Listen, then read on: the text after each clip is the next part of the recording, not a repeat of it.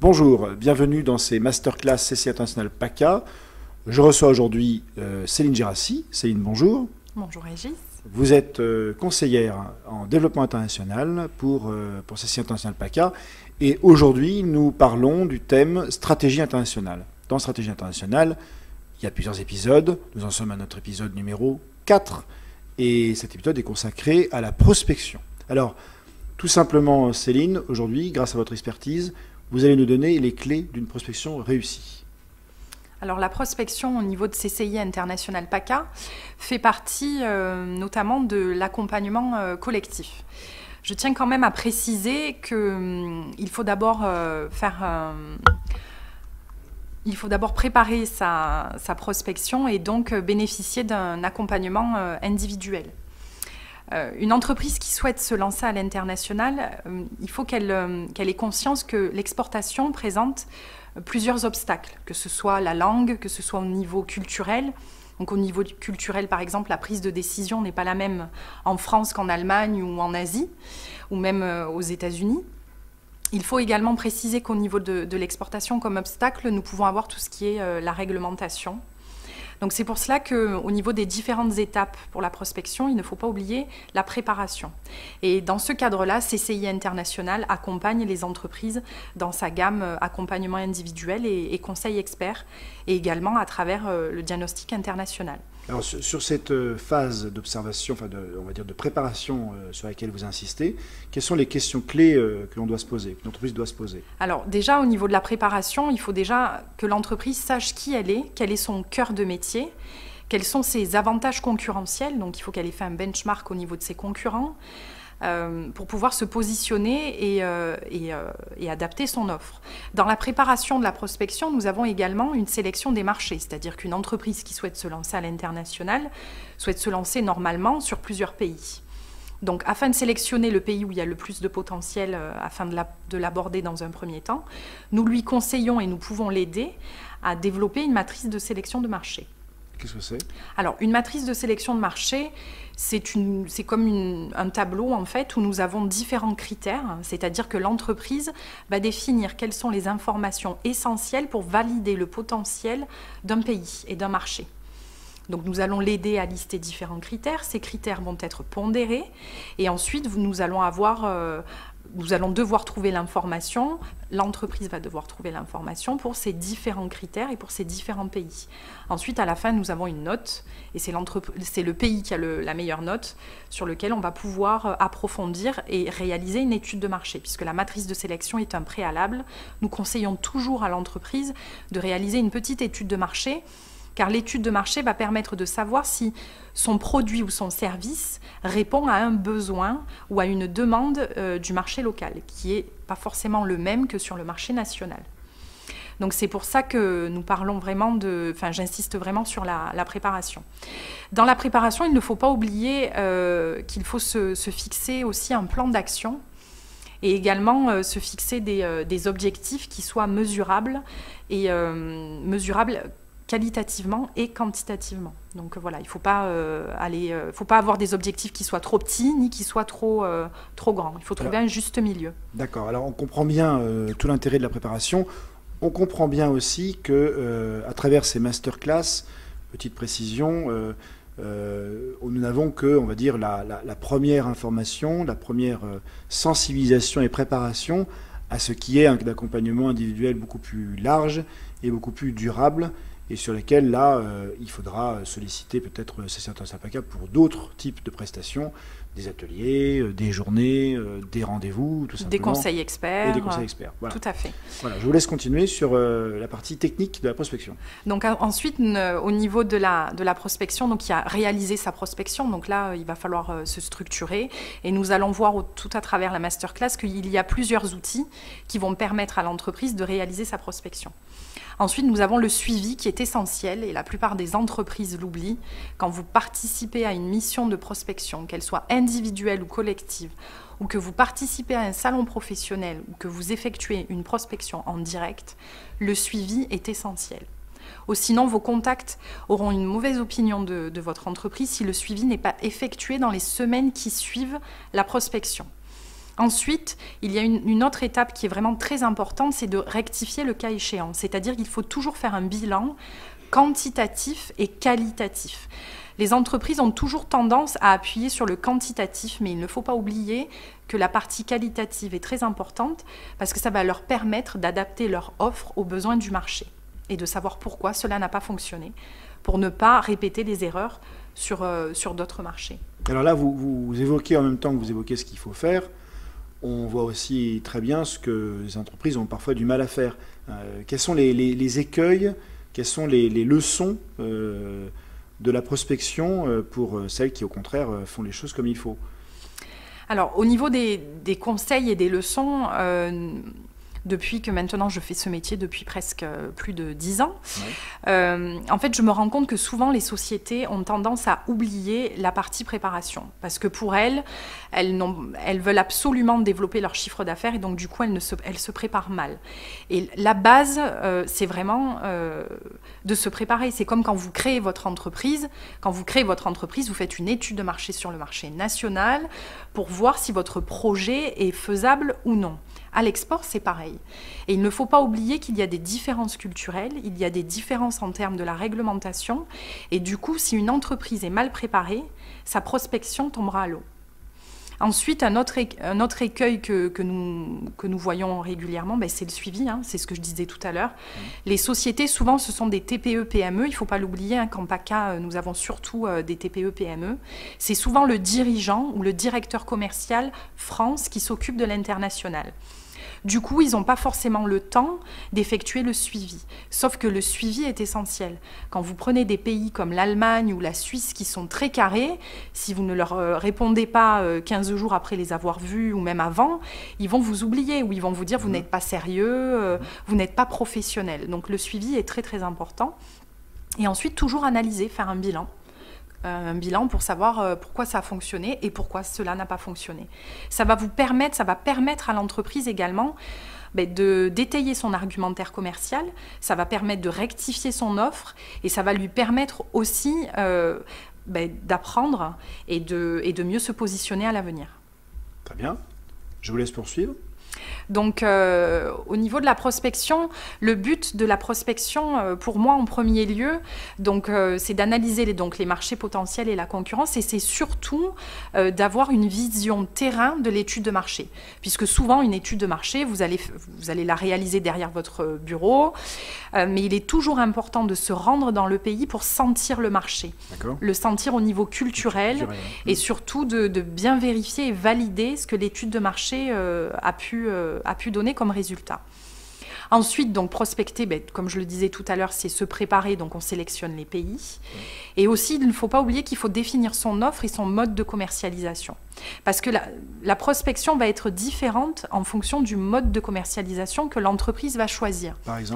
Par exemple, la plupart des entreprises décident souvent de prospecter et de trouver des importateurs-distributeurs.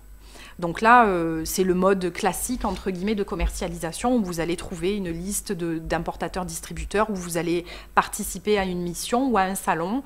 Et donc, c'est le mode le plus classique de commercialisation.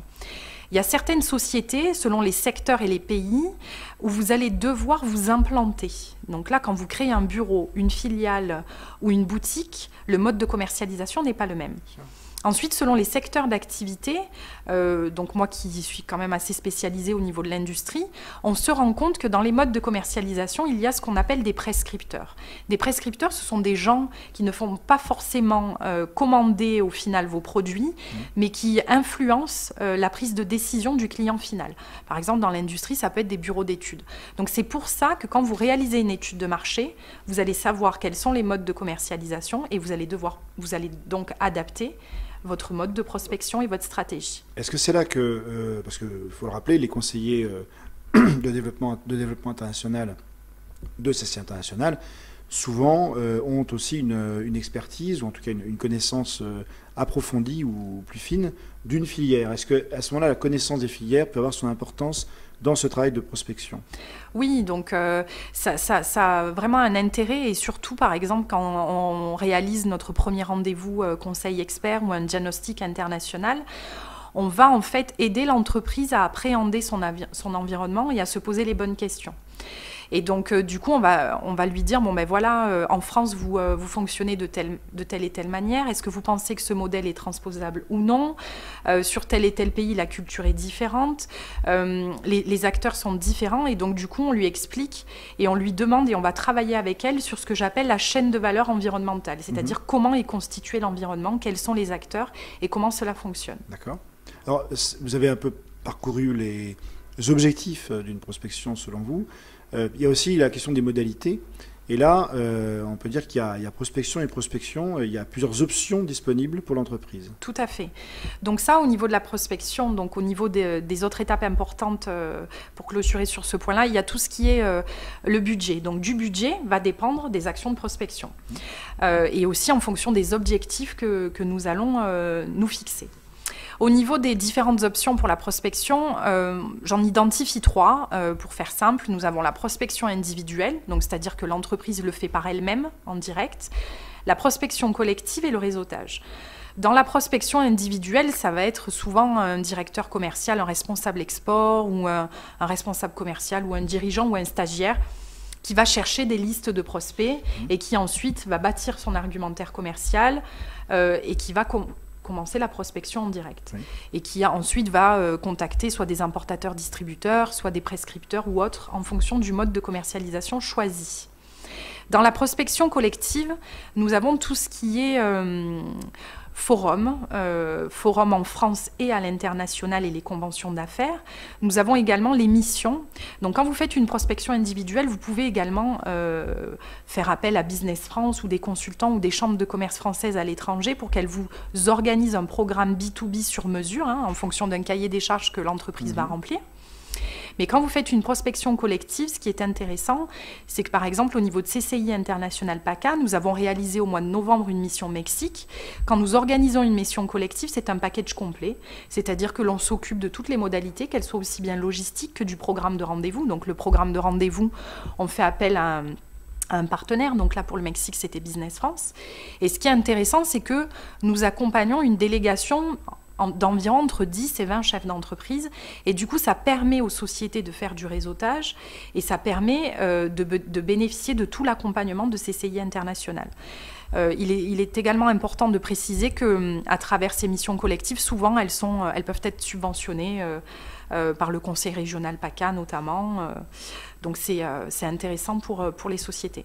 Dans la prospection collective, on peut également parler des salons professionnels. Donc je ferai un petit focus tout à l'heure sur les salons professionnels qui peuvent être vraiment très intéressants pour le développement commercial des entreprises. Et dans les différentes options, il ne faut surtout pas oublier le réseautage. Donc là, dans le réseautage, CCI International PACA a développé la gamme portage où nous permettons de mettre en relation des ETI et grands groupes de PACA implantés à l'international en relation avec des TPE-PME afin d'avoir un retour terrain. Et quand la société va prospecter et par exemple va se rendre aux Émirats Arabes Unis, elle pourra rencontrer le directeur de la filiale de Total ou de Cosan Crisplan afin d'avoir une vision du marché. Donc le réseautage est très très important. J'en profite, pardon de vous interrompre, pour préciser aux personnes qui nous regardent que nous avons réalisé nous-mêmes une petite séquence d'information et de promotion du portage, où vous saurez tout sur ce dispositif que l'on dit gagnant. Voilà, je vous laisse continuer.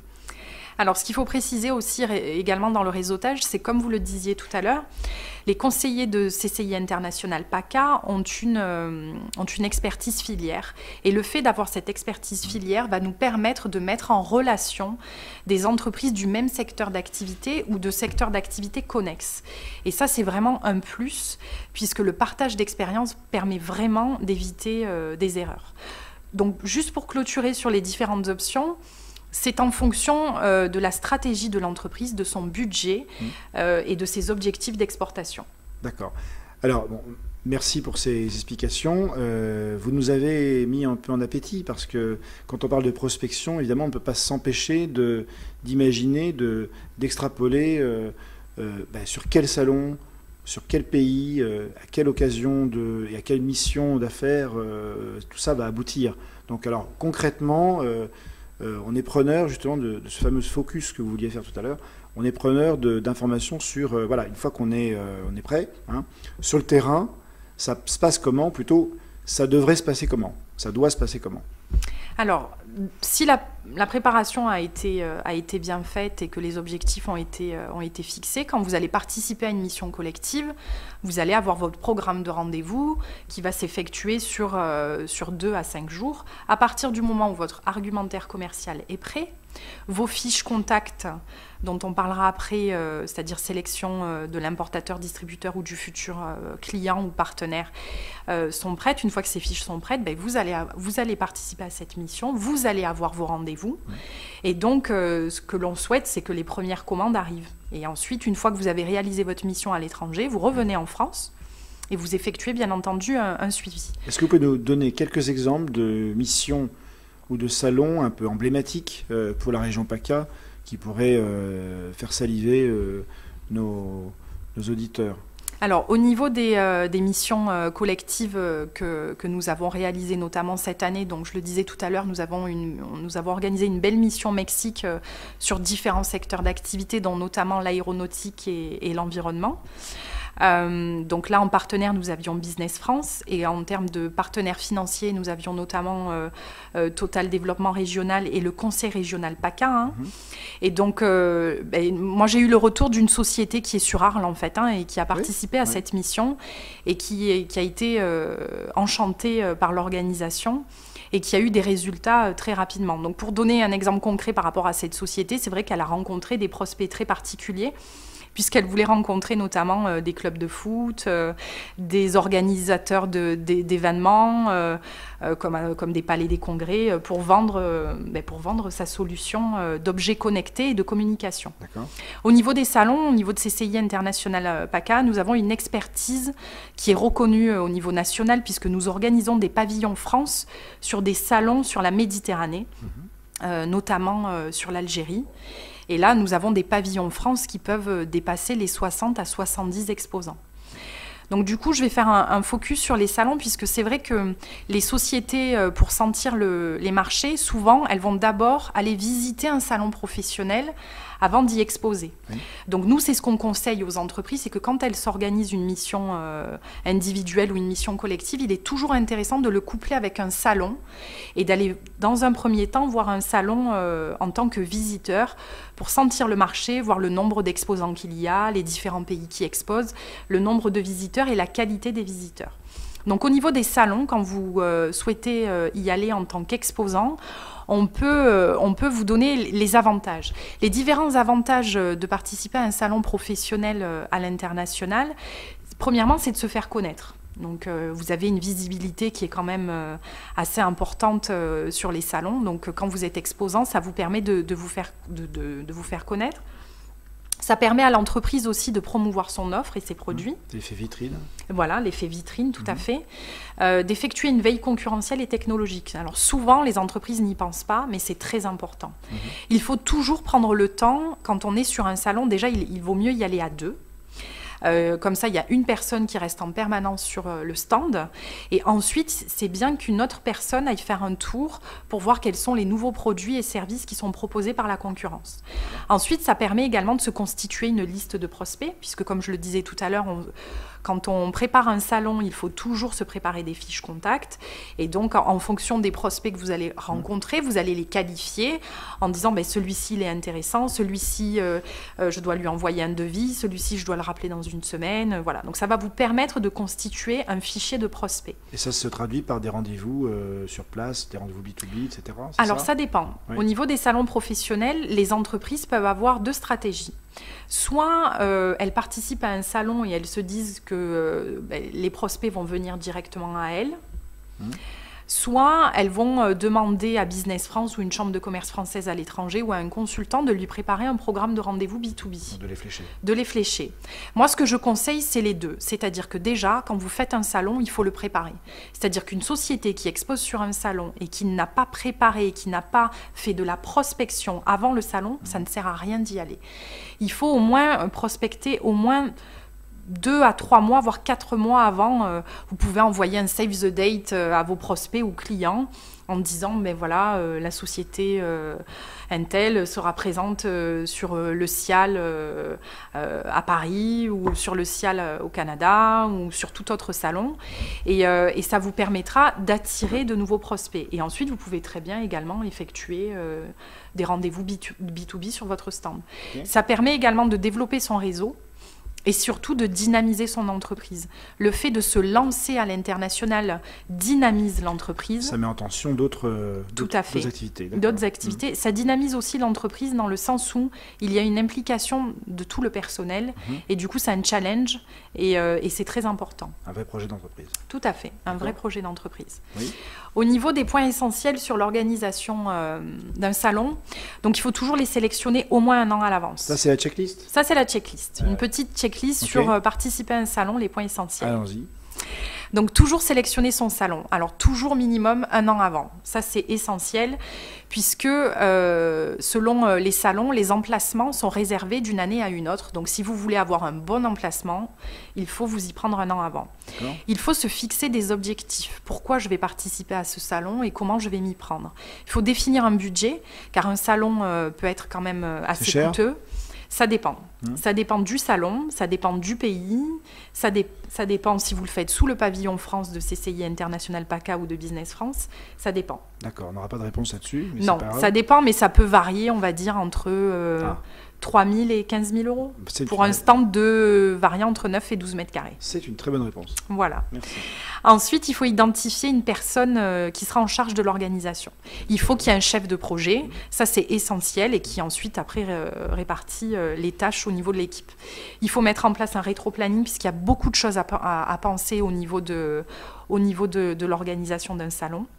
Bien choisir son emplacement, parce que si vous choisissez mal votre emplacement en fonction du secteur d'activité et du passage, du coup vous allez être déçu.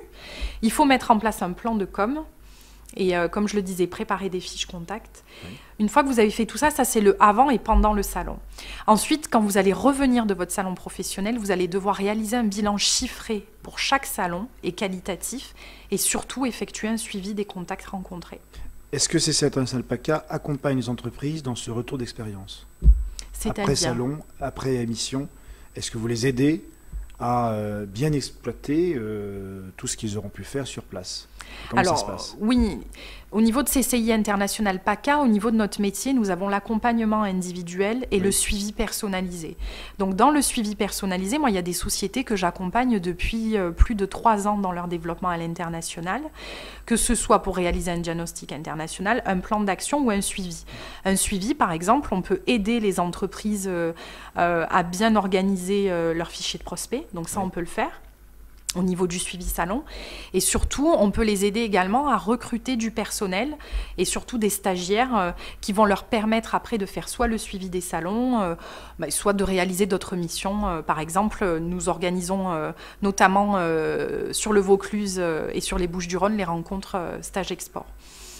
Je souhaiterais aussi quand même bien préciser qu'au niveau de la prospection, pour conclure, l'essentiel aussi, c'est de bien choisir son partenaire. Il y a beaucoup de sociétés qui se développent à l'international à travers des opportunités, mais il ne faut pas oublier qu'une relation commerciale, c'est une relation gagnant-gagnant. Il faut que les deux parties soient gagnantes. Donc, dans ce sens-là, l'entreprise française doit savoir elle doit définir quels sont les critères de sélection d'un bon partenaire.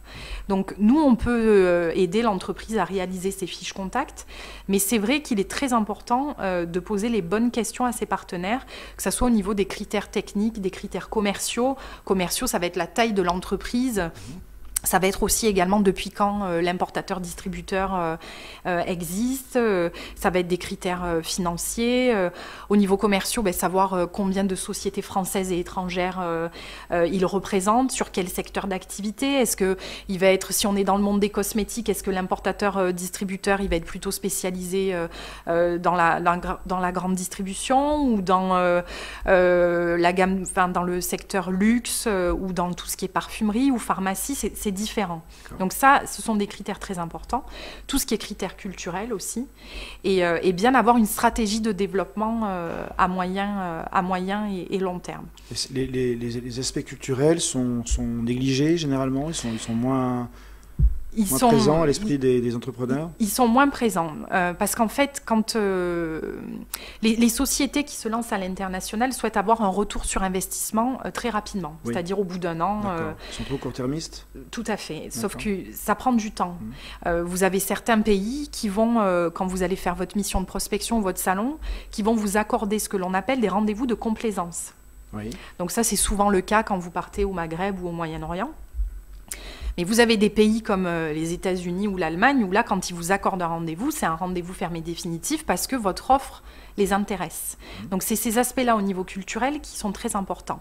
Et il y en a un qui est particulièrement important et qui est difficile à appréhender et à connaître, c'est la prise de décision. C'est-à-dire, selon les pays, ce n'est pas la même personne qui va prendre la décision. Donnez-nous des exemples. Par exemple, selon les pays, ça va être le directeur technique qui va prendre une décision et qui ensuite va en référer au gérant. Mais des fois, par exemple, en Asie, il faut que ça soit une décision qui soit prise collégialement. Donc là, ça va être les différentes strates de l'entreprise asiatique qui va devoir être convaincue. Donc voilà, donc ces aspects culturels-là sont très importants. Ensuite, selon les pays, au niveau culturel, la prise de décision va être plus ou moins rapide. Et ça, ce sont des choses qui sont à appréhender. Vous allez pouvoir l'appréhender, l'entreprise va pouvoir l'appréhender quand elle va faire son étude de marché, mais surtout quand elle va les prospecter et qu'elle va aller sur le terrain. Et c'est là qu'elle va vraiment pouvoir voir quelles sont les différences culturelles. Très bien, d'accord. Alors, peut-être que vous avez quelque chose à rajouter, ou alors est-ce qu'on peut conclure sur le plan, on va dire, pratique, pour savoir comment on peut en savoir plus et comment on peut mettre en œuvre tout ce que vous venez de dire. Donc déjà, ce que je conseille aux entreprises, c'est de se rapprocher de nos équipes pour déjà qu'on puisse effectuer un premier rendez-vous. Pour vraiment définir quels sont vos besoins. En fonction de vos besoins, les conseillers de CCI International PACA pourront commencer à élaborer un plan d'action au niveau des entreprises et les renseigner. Ensuite, en fonction de leur stratégie de développement à l'international, en fonction des pays, nous pourrons les orienter sur des salons, sur des missions individuelles ou sur des missions collectives. Et nous pourrons aussi leur faire bénéficier de tout ce qui est accompagnement dans le dossier de financement, parce qu'il ne faut pas oublier que dans la démarche de prospection, CCI International PACA peut aider, par exemple, une société à monter un dossier d'assurance prospection COFAS, qui bientôt va être BPI, mais pour l'instant on dit toujours COFAS, ou une assurance prospection premier pas. Donc tout ça est très bien couplé, et c'est vrai que les services de CCI International s'enchaînent très bien et se complètent au niveau de l'accompagnement individuel et collectif. Donc un seul conseil, prenez contact avec nos équipes afin que nous puissions vous accompagner. Parfait. Il me reste à vous remercier pour votre expertise. On aura bien compris qu'à la fois il y a des spécificités de la démarche de prospection et qu'en même temps ça fait partie d'une globalité d'accompagnement individuel, on va dire durable, sur la durée, et que c'est ça qui fait aussi la particularité de l'accompagnement de CCI International PACA. Tout à fait. Voilà. Donc merci beaucoup Céline Gérassi. Et puis c'était donc Masterclass stratégie internationale, épisode 4 pour être plus précis. À très bientôt pour un prochain épisode de Masterclass.